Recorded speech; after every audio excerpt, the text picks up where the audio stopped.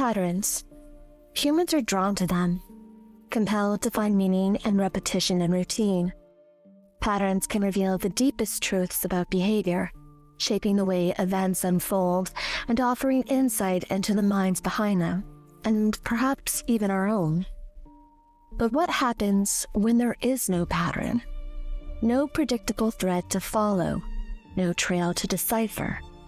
How do you confront a mind that defies expectation? A mind untethered by reason or routine. There is a fine line between chaos and control. Consequently, what does it mean when there is an absence of a pattern is the most important pattern of all?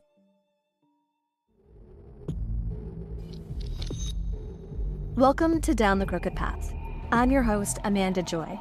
Join me as we dive into eerie and spine-chilling stories that blur the lines between reality and the unknown. From cryptids and mysterious disappearances to true crime, UFO sightings, and paranormal activity. Venture into the unknown and uncover the secrets that lie down the crooked path.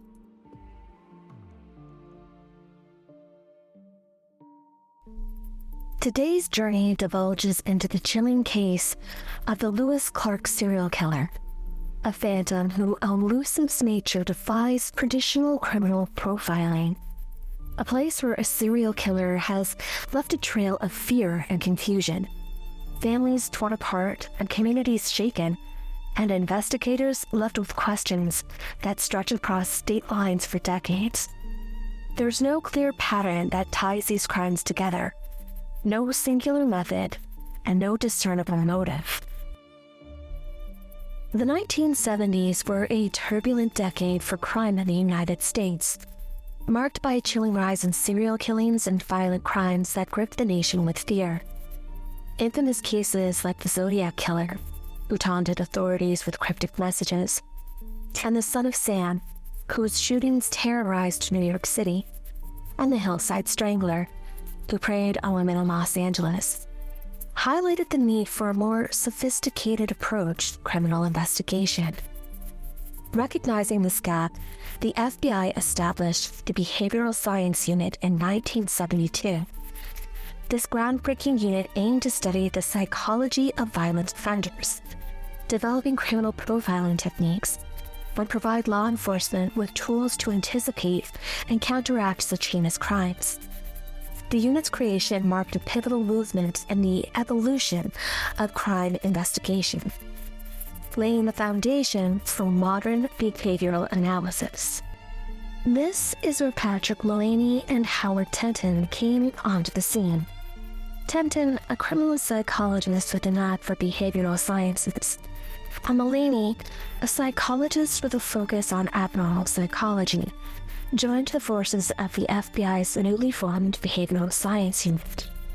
Together, they spearheaded the development of criminal profiling, a groundbreaking approach that sought to understand not just the crime, but the mind behind it. Criminal profiling is more than just guesswork. It's a meticulous process that combines psychology and behavioral analysis to build a psychological portrait of an offender, and there are several elements to it. Profilers closely examine the crime scene to uncover the offender's modus operandi, or MO, and any unique signature behaviors that could point to a psychological pattern. They studied victimology, analyzing the victim's background and lifestyle to determine why they were targeted. Profilers looked for recurring behavioral patterns and psychological traits like impulsivity, a need to control, a lack of remorse. They also tried to rely on typographies, classifying offenders into categories such as organized or disorganized to better understand their motives and methods. It begins with gathering the relevant information, such as crime scene evidence, autopsy reports, and victim profiles. This foundational stage is called profiling inputs and sets the stage for deeper analysis. Investigators then study this data to identify patterns and behaviors that hint at the offender's characteristics, a step known as decision process modeling. Next comes the crime scene assessment, where the events of the crime are reconstructed to uncover the offender's mindset and actions. Using these insights, profilers create a comprehensive criminal profile, detailing the likely demographics, psychological traits, and behavioral patterns of the offender. This profile then guides law enforcement in narrowing down suspects and focusing the investigation. Ultimately, the process culminates in the apprehension of the offender, bringing resolution to the case. With their techniques established, Mullaney and Tenton begin teaching their methods to new recruits at the FBI Academy. One of their most notable students was John Douglas, who would go on to become a legendary figure in the field of criminal profiling. He traveled extensively, interviewing some of the most notorious criminals in history, including Ted Bundy, John Wayne Gacy, Charles Manson, and Richard Speck. These interviews provided invaluable insights into the psychological and behavioral patterns of serial killers, which Douglas used to refine the profiling techniques. Douglas applied his expertise to several high-profile cases, leaving a lasting impact on criminal investigation. One of his most famous cases was the capture of Wayne Williams, the man responsible for the Atlanta child murders between 1979 and 1981. Douglas's profile accurately predicted key characteristics of the killer, including his race and his connection to the local community, which helped narrow down the investigation and ultimately led to Williams' arrest. Another significant case was that of Robert Hansen, a serial killer in Alaska who abducted women, flew them into the wilderness, and hunted them like prey. Douglas's profile identified Hansen as the skilled hunter with a stutter and a history of social awkwardness, which proved instrumental in his capture. Hansen was later sentenced to 461 years in prison. Douglas's groundbreaking work not only solved cases, but also advanced the field of criminal profiling. His ability to get inside the mind of the offenders revolutionized investigative techniques and inspired countless others in law enforcement. His legacy is so influential that he became the inspiration for the character of Agent Jack Crawford in the movie Silence of the Lambs and the Netflix series Mindhunter. Through his dedication and innovation, Douglas helped shape the modern understanding of criminal behavior and profiling. During 1979, in the Lewiston-Clarkston metropolitan area of northern Idaho, a series of murders and disappearances began that left investigators at odds with each other over who could possibly be responsible. There were seemingly no connections between the victims and discernible patterns, let alone clues that could provide the police any answers. The profiling strategy was inadequate in this case. There are those who believe that they know who is responsible. However, a lack of concrete evidence has prevented any arrests from being made. And then there are those who would argue that there is a different person accountable for each victim. Christina Lee White was a 12-year-old from Asotin, Washington, and on April 28, 1979, she attended the Asotin County Fair, an event that she had been looking forward to. White had a history of suffering from heat stroke, so when she called her mother Betty around 2:30 p.m. complaining of symptoms, her mother walked her through what to do. As Betty didn't own a car and therefore wasn't able to pick up White, she advised her to lay down with a cold, damp towel on her neck. When she would feel better, she should walk home. But her mother didn't get a call back, and as the hours passed, she assumed that White, feeling better, had returned to the fair with her friends. But by 10 p.m. that night, her mother had become concerned and went looking for her. She was not at the fair, and so her mother called the authorities. Her classmates said that when they last saw her, she had been on her way home. An extensive search gave way. Posters were hung through town. The whole community banded together. But Christina White, as well as the 10-speed bike with the white basket on the front, were never seen again. Christina's father, Gary, had a theory. He believed that she had been kidnapped by somebody who was from the county fair, and he wanted the police to search the trailers and campers. But his hunches weren't evidence, so a search warrant was never obtained. Once the fair left town, Gary actually followed it through several towns in order to conduct his own investigation. He would ask bystanders and workers if they knew anything, but this didn't yield any answers either. In Asotin, he asked a local man to borrow his plane, hoping to find some sort of clues from above, but this also didn't provide any answers. The only trace of White that would show up several weeks later, her schoolwork was found scattered and shredded in a field just outside of Asotin. Kristen David was a 22-year-old senior at the University of Idaho, majoring in broadcasting and political sciences with a bright future ahead of her. On June 26, 1981, she set off on a bicycle ride from Moscow, Idaho, headed south on U.S. Highway 95 towards Lewiston. She was headed home to visit family and start a new job. It was a route she had taken before, but this time she never reached her destination. A few individuals who had been driving on Highway 95 the day David disappeared called in with some tips. They claimed that they had seen a woman matching David's description being approached by a man in a brown vehicle traveling southbound. Other eyewitnesses reported seeing the same man having approached other female cyclists on the highway that same day. One witness, James Archibald, reported he had seen a woman in distress. She was laying on the side of the road, her bike on the ground beside her. A few paces up was a man climbing out of a brown vehicle. At the time, he assumed the man was either a part of an accident involving the woman or had pulled over to help. The man made eye contact with Archibald and smiled as he drove past. Archibald called the authorities and reported the scene, but by the time they arrived, both the woman and the brown vehicle were gone, and Archibald was actually reprimanded for false reporting. Days later, on July 4th, 1981, a fisherman made a horrifying discovery in the Snake River near Silcott Island, just west of Clarkston, Washington. He found a black plastic bag containing dismembered human remains. Authorities rushed to the scene and quickly realized that the bag didn't contain a whole body. After a search of Snake River, they discovered a total of 5 black garbage bags containing female human remains. They later confirmed that they were Kristen David's remains.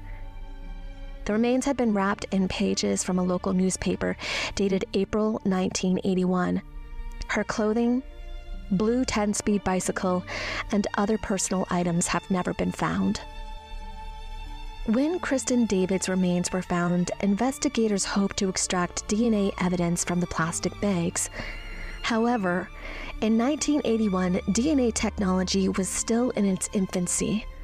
While they could potentially collect biological samples, available methods were limited to basic blood typing and other rudimentary analysis. Without a suspect to compare DNA to, any genetic material they might have recovered would have been effectively useless for identifying a perpetrator. Due to the area where she went missing and the location where her remains found, several different law enforcement agencies were involved in her case, both Idaho and Washington. As the case became more complex, the FBI eventually joined the effort. However, despite extensive investigations, Kristen's killer has never been identified. 18-year-old Jacqueline Brandy Miller and her stepsister, 21-year-old Christina Nelson, left Christina's apartment to walk to a nearby store on the evening of September 12, 1982. Nelson left a note for her boyfriend before they left, stating they would return soon. But the girls didn't return. The same evening that Miller and Nelson vanished, 35-year-old Stephen Pearsall also went missing. He had been dropped off at the Lewiston Civic Theater around midnight by his girlfriend, with plans of doing laundry at the machines and practicing his clarinet. Pearsall also worked at the theater as a janitor. He vanished that evening, leaving behind his clarinet, which friends claim is very uncharacteristic of him, as it was a prized possession of his. Brandy Miller, Christina Nelson, and Stephen Pearsall were all connected through the Lewiston Civic Theater in Lewiston, Idaho.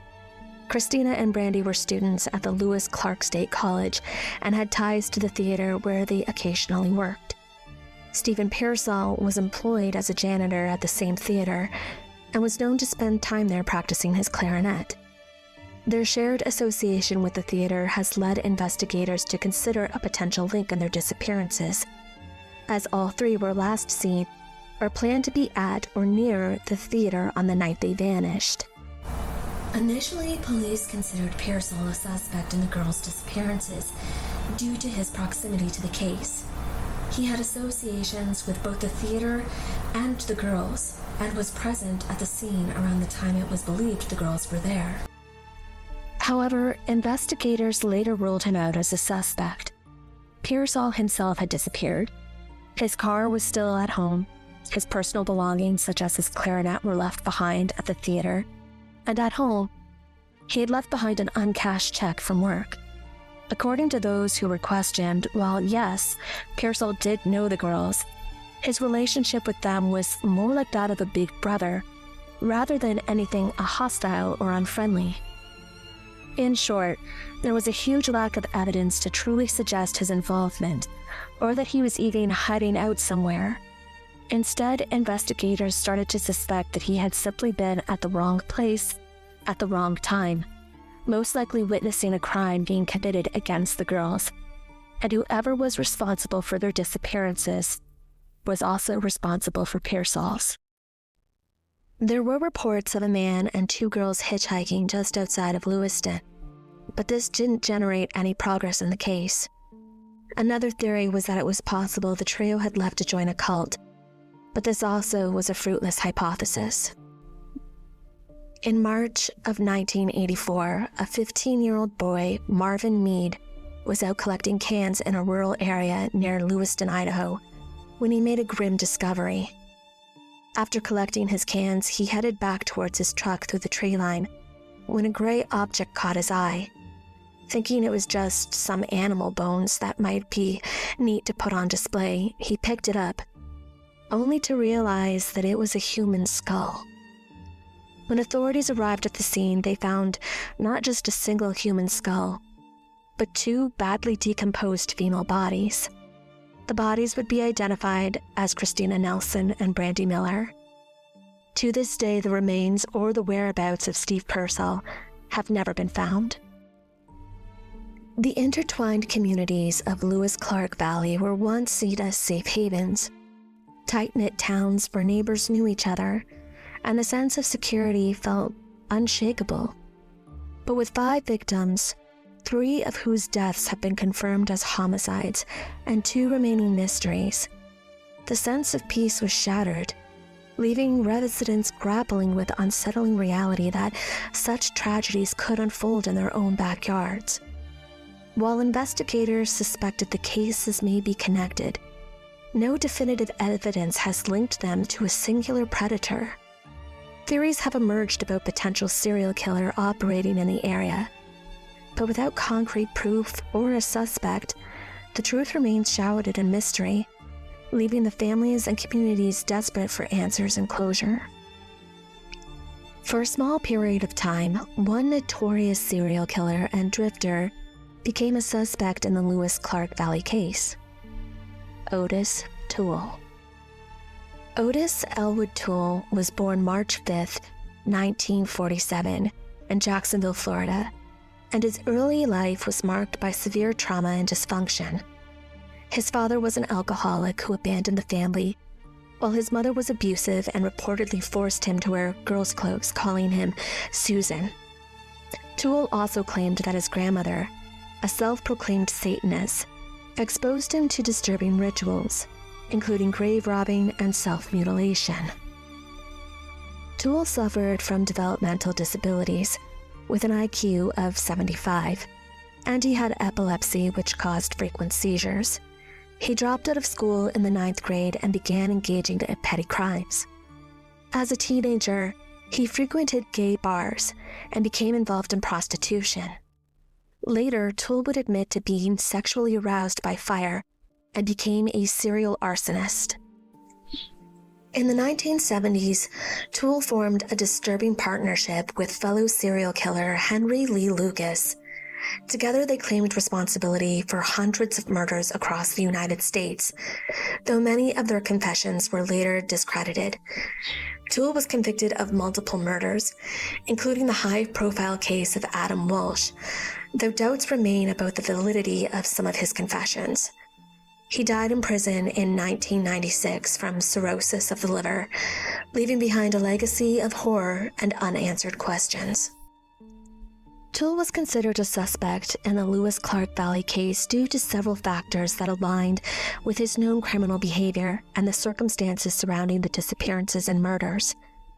Toole was an active serial killer during the late 1970s and early 1980s, the same period when the Lewis Clark Valley cases occurred. His history of targeting vulnerable individuals, particularly women and children, matched the profile of the victims in these cases. Additionally, Toole was known to travel extensively across the United States, often drifting through small towns and rural areas, which made it plausible that he could have been in the region during the time of these crimes. The brutality of the murders, including the dismemberment of Kristen David, was consistent with Toole's violent tendencies and his history of gruesome acts. Investigators noted similarities between the methods used in the Lewis Clark Valley cases and other crimes Toole had admitted to, although many of his confessions were later discredited. His partnership with Henry Lee Lucas further complicated matters, as the two often claimed responsibility for murders they didn't commit, making it difficult for law enforcement to separate fact from fiction. Furthermore, the Idaho State Police reported in 1984 that Toole had implicated himself in the murder of Kristen David, while noting that 2 other individuals had also confessed to the crime. Despite these factors, no concrete evidence ever linked Toole to the Lewis Clark Valley cases. His confessions were notoriously unreliable, and investigators were unable to place him definitively in the area at the time of the crimes. The lack of physical evidence and the challenges of coordinating investigators across multiple jurisdictions left his involvement unproven. A huge problem with the case was that it spanned multiple jurisdictions, involving law enforcement agencies from both Idaho and Washington. The disappearances and the murders occurred across state lines, with victims last seen in places like Lewiston, Idaho, Asotin, and Washington. The remains discovered in areas such as Snake River. This geographical spread meant that local police departments, county sheriffs, and even state authorities had to collaborate, which often led to challenges in communication and coordination. Each agency has its own protocol and policies and priorities, making it difficult to streamline the investigation. Despite these challenges, there was one individual who stood out as suspicious to all of the involved agencies.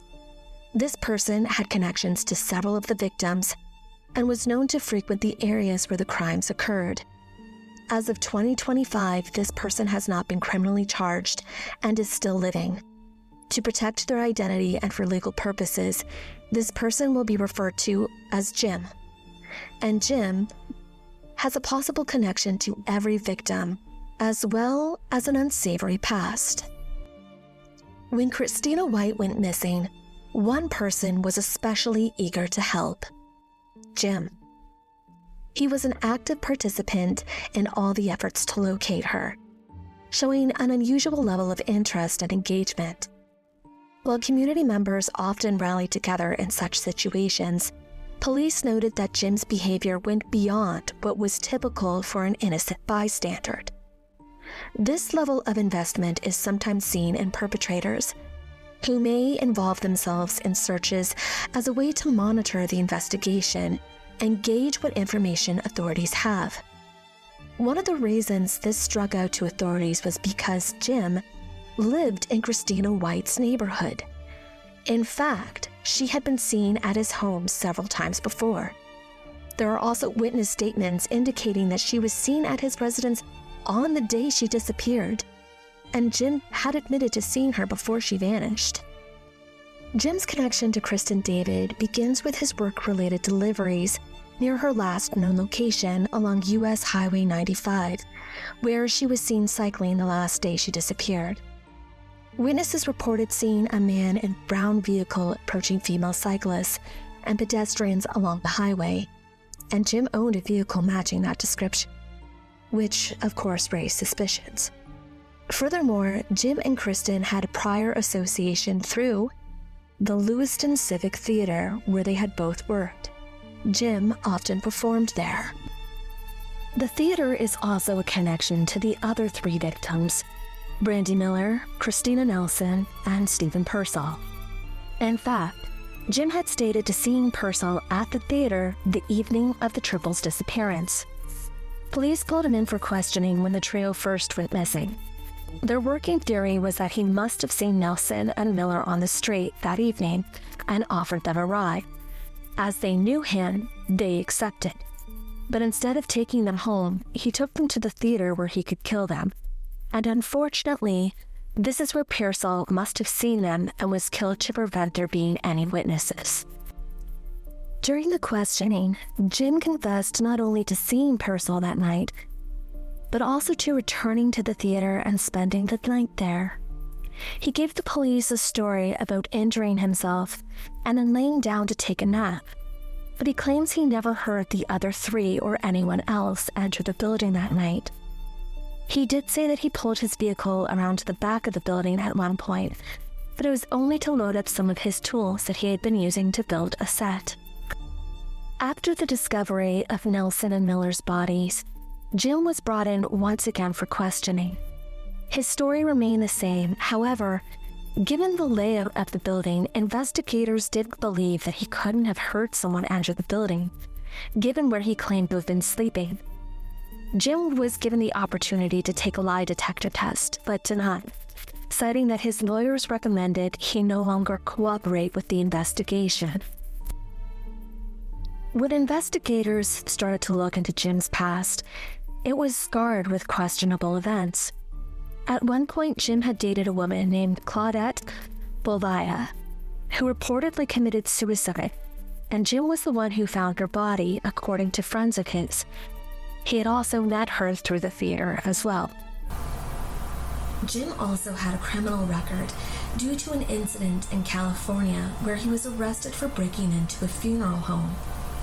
The case involved the body of a 17-year-old girl who had died under mysterious circumstances. When he broke in, there were 2 other teenage girls in the home as well. He was arrested with a hunting knife on him, and it's unclear as to whether he was there to disturb the corpse or if he was there for the other girls. Diane Taylor, an 8-year-old girl, was last seen August 1st, 1963, walking down an alley behind the Austin YMCA in Chicago, Illinois, where she attended day camp. Witnesses reported that Diane had asked to see a counselor to help her unwrap a lollipop before heading down the alley alone. Tragically, her body was discovered 2 days later on August 3rd, behind a building in the Austin community. Diane had been stabbed in the heart and suffered multiple lacerations. Her autopsy revealed that she had been killed approximately 36 hours before her body was found. Authorities believed that she was murdered elsewhere and her body was dumped in the alley. At the time of her death, Jim was working as a youth camp counselor at the YMCA, where Diane attended. His role at the camp placed him in proximity to Diane during her last known moments, and he was among the 750 male students from Austin High School questioned by law enforcement during the investigation.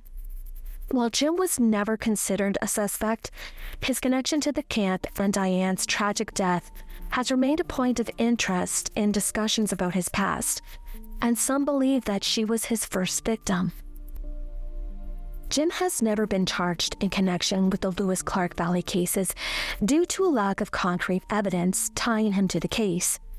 While his proximity to the victims and the locations associated with their disappearances raised suspicions, investigators were unable to uncover physical evidence or eyewitness accounts that definitively linked him to the murders. An absence of forensic proof, such as DNA or fingerprints, made it impossible to build a strong case for prosecution. Additionally, 2 of the victims remain missing, further complicating efforts to establish a clear connection. Despite the circumstantial evidence and his troubling history, the legal standard for proof required for charges has not been met. In 1990, when John Jeffers took over the investigation in the Lewis Clark Valley cases, he worked to unify the efforts of various law enforcement agencies involved. One of the key challenges was the geographical spread of the case, which spanned multiple jurisdictions in Idaho and Washington. Jeffers emphasized the importance of collaboration, particularly as all the agencies had begun focusing on Jim as the primary suspect.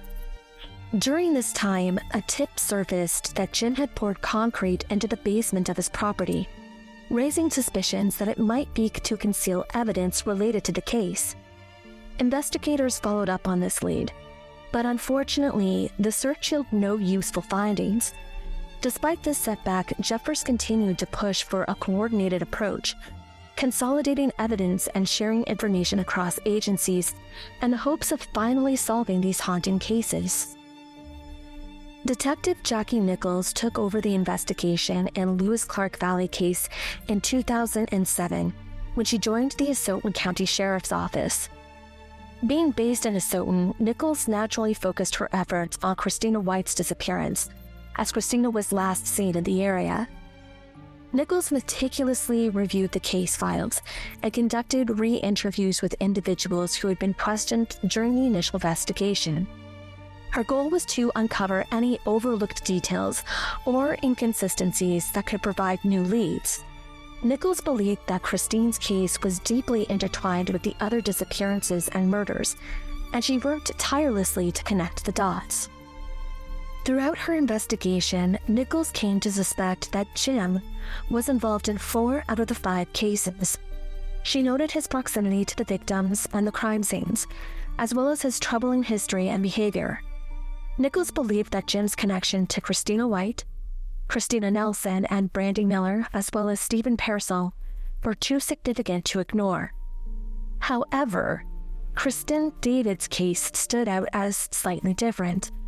Kristen's dismembered remains were found in garbage bags along Snake River, and the method of disposal was far more gruesome and calculated than the other cases. Nichols acknowledged that Kristen's murder might have been committed by the same person, but also considered the possibility that it was unrelated due to the stark differences in the crime's executions. Harry Hantman, a convicted murderer, was implicated in the brutal killing of an 11-year-old girl named Donna Lee Evans in 1968. He pleaded not guilty by reason of insanity and was committed to a psychiatric facility. However, in 1937, Hantman escaped from the hospital and went on the run, evading capture for nearly 2 decades. During this time, he hid out in a remote cabin located near Idaho-Oregon border. In 1993, authorities finally apprehended him, bringing his years of evasion to an end. Detective Jackie Nichols suspected that he might have been capable of murdering Kristen David. After all, he was only a short distance away from where she had been killed. Nichols visited Hantman's cabin as part of her efforts to connect him to Kristen's murder. During the search, she discovered plastic bags buried on the property, which were similar to the ones used to dispose of Kristen's dismembered remains. However, investigators were unable to locate the original bags used in Kristen's case, which were crucial for lifting DNA evidence. The inability to find these bags was likely due to the passage of time and environmental factors, such as weathering and decomposition, which may have destroyed or scattered the evidence. Additionally, the remote and rugged terrain surrounding the cabin made it challenging to conduct a thorough search. Without the original bags, investigators could not establish a definitive link between Hampman and Kristen's murder, leaving his involvement speculative. Not everyone in law enforcement believed that Jim was responsible for all the Lewis-Clark Valley cases. While he was undoubtedly a strong person of interest in many of the cases, some law enforcement noticed striking differences between victims, the methods used to commit the crimes, and how the bodies were handled, which led to questions about whether multiple perpetrators might be involved. The victims' profiles varied considerably. Christina White was just 12 years old, while Kristen David was a 21-year-old college student. Christina Nelson and Brandy Miller, aged 21 and 18 respectively, were stepsisters, while Stephen Pearsall was a 35-year-old man. The diversity in age, gender, and life circumstances didn't fit the pattern of a typical serial killer, who often targets specific types of victims. The methods of operation also didn't follow consistent patterns. Christina White disappeared without a trace, leaving no evidence behind. Kristen David's case was extraordinarily violent. Her body was dismembered, wrapped in newspapers, and placed in garbage bags along the Snake River. By contrast, Christina Nelson and Brandy Miller were found together on the hillside, but a cause of death was undefined for Christina, while Brandy's death was confirmed a homicide. And Stephen Pearsall's body has never been recovered. Traditional FBI profiling techniques struggle to make sense of these cases. Profiling typically relies on patterns of behavior and victimology, but these cases defy those expectations. If Jim were indeed the perpetrator behind the Lewis-Clark Valley cases, he would stand out as a unique type of serial killer.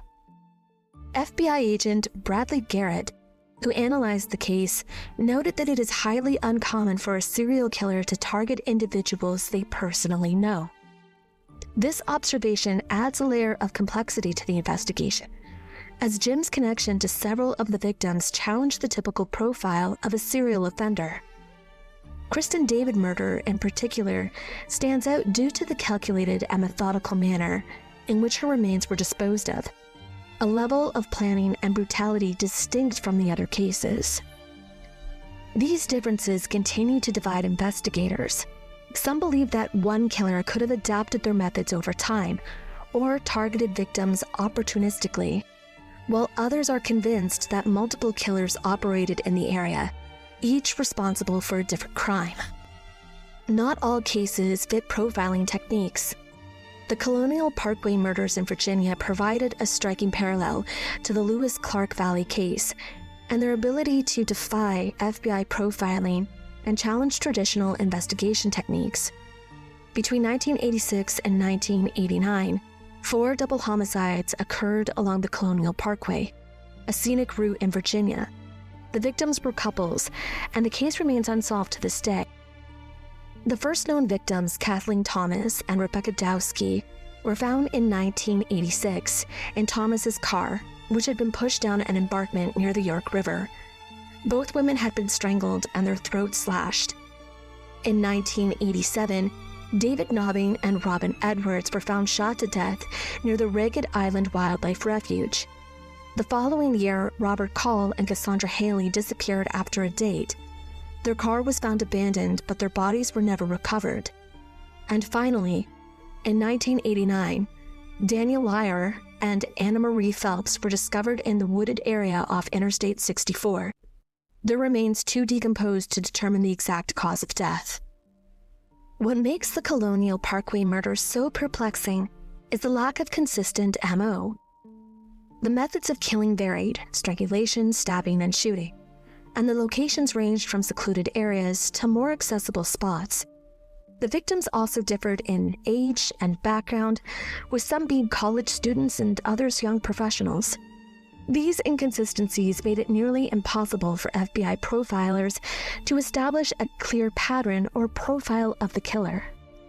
Like the Lewis-Clark case, the Colonial Parkway murders have led to debates about whether a singular perpetrator was responsible, or if multiple killers were involved. Some investigators believe that the differences in the case suggest separate offenders, while others argue that one killer could have adapted their methods over time, and again chosen victims opportunistically.